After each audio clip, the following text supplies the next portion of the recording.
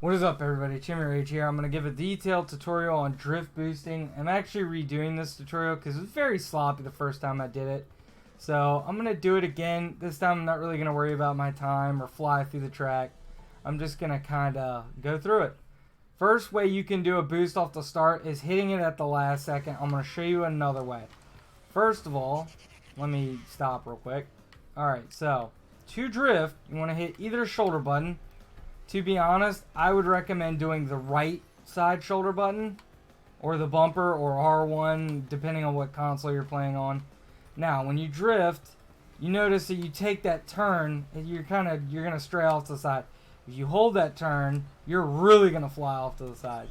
If you want to do this on straightaways, I recommend turning or drifting in either direction, then turning back the other way to hold that straightaway.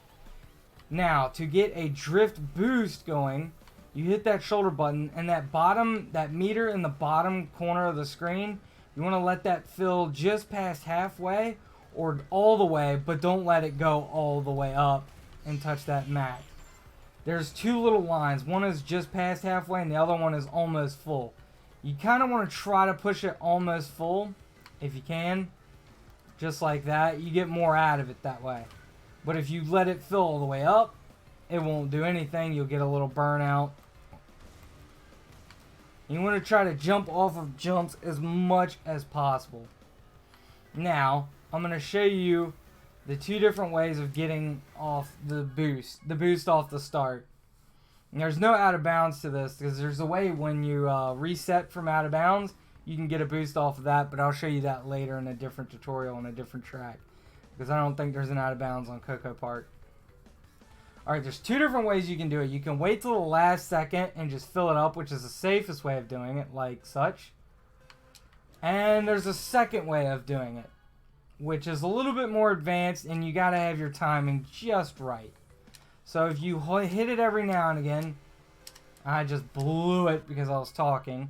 So you gotta press A every second, and it'll keep filling up and filling up and filling up all the way. I'm going to show you an example of that. Just like that, I got the max boost, and now I can fly across the track right from the start. Now, since I've shown you, I'm going to go ahead and do this time trial and see what time I get.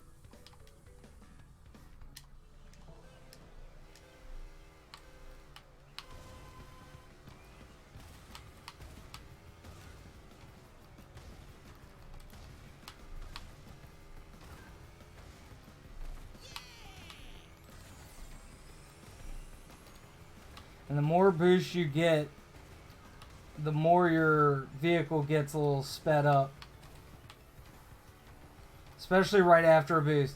You can keep boost going right after one of those little boost pads. The longer you keep it going, the faster your car speeds up. You can get some serious speed going.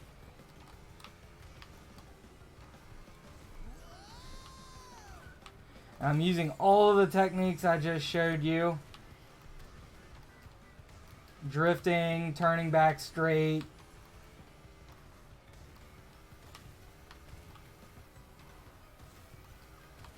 Drift boosting, jumping off these ramps. Any kind of place you feel like you can get a real boost off of, take advantage of it.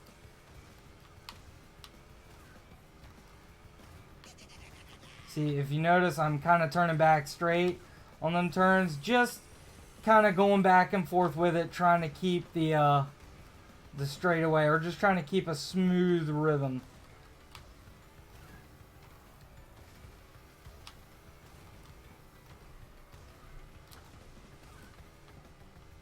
And I did just miss that boost pad. Alright, so I had 32 seconds basically on all of those. And now I got Entropy open, which is a ghost trial. Some are very difficult. The Oxide Ghost Challenge is the real difficult one.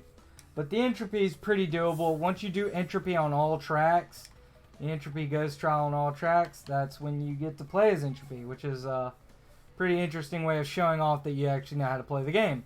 Anyway, I hope you guys found this tutorial a bit of interesting. And without further ado, Jimmy Rage signing off. Peace.